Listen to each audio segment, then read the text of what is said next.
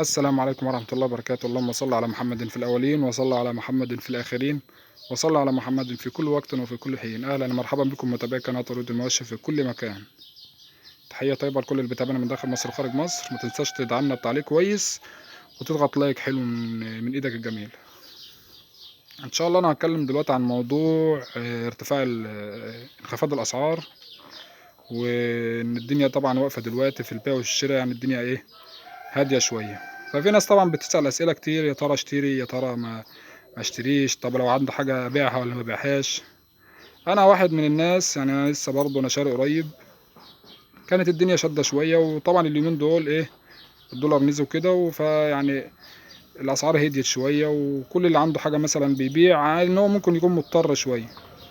يعني لو حد بيبيع حاجة دلوقتي بيكون مضطر الحاجة مزنوق لفلوسها في طرقة ولا كده. ربنا يا رب يفادينا كلنا وما ننحوكش لحد ولا نضطر ان احنا نبيع امالنا ونخسر فيه.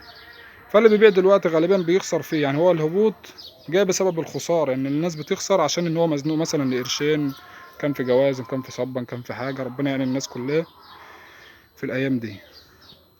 فنصيحة لوجه الله، لو حد حابب يشتري دلوقتي هو لسه ما اشتراش، حد حابب يخش في المجال دوت وعايز يشتري دلوقتي. الاسعار اليومين دول هادية، والدنيا يعني الجو مريح شوية، والبيع والشراء يعني خفيف. فانت لو لقيت حاجة هتلاقيها بسعر كويس ان شاء الله. واهم حاجة تخلي بالك وانت بتشتري، تاخد معاك تاجر، حد يكون فاهم. مش شرط تاجر، يعني واحد يكون فاهم فلاح كويس، ويشتري لك بما يرضي الله، وياخد عرقه عادي، يعني ياخد عرقه بما يرضي الله وخلاص.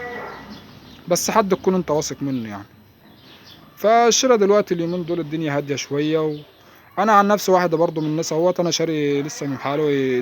دول عندي بقالهم يجي شهر همت تقريبا، بس هم الاتنين يعتبر مش جايين مع بعض. دي من سوق ودي من سوق. فانا لو افترضنا ان انا حبيت ابيع النهارده، طبعا ما اعرفش، الله اعلم برضو، ممكن تبقى فيه مكسب، ممكن ما يكونش فيه، ممكن يبقى فيه خساره. دي طبعا ارزاق وكل واحد ليه رزقه. بس يعني هو انا كنت جايبهم برضو، كان الجو صنن شويه، وكان العمليه هاديه شويه برضو. يعني كان الجو هادي شويه، فالواحد يعني يرمي حمول على الله. ان كنت هتسيبهم سيبهم، كان في رزق كويس بيعهم. ده بالنسبه للناس اللي زي حالاتي، اللي بتجيب مثلا يومين شهر اتنين بالكتير وتقوم بايعه. اللي زي حالات اللي هم بيحبوا يجيبوا شويه ويبيعوا. تمام. ممكن تصبر عليهم شويه برضه عن كده، يعني حاول تصبر شويه اليومين دول، لان الجو يعني صانن، وفي انخفاض ملحوظ يعني بالالوفات. يعني ربنا يعوض على الناس اللي هي بتخسر، والناس اللي بتشتري الحق اشتري دلوقتي، عشان ان انت ربنا يرزقك برزق كويس. لان كده كده يعني غالبا، يعني والله اعلى واعلم برضه، غالبا الاسعار هترتفع تاني. يعني هي مستحيل، لان احنا داخلين طبعا على موسمهم اللي هو موسم اللحم. وطبعا هو الارتفاع اللحم هو اللي بيخلي السوق يرتفع، وانخفاضه بيخلي السوق ينخفض.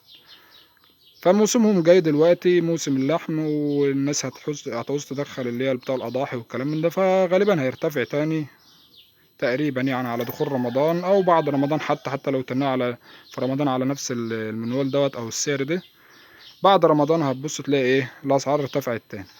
فانت ما تقلقش، لو حد عنده حاجه ما يقلقش، ان شاء الله ربنا يرزقكم فيها.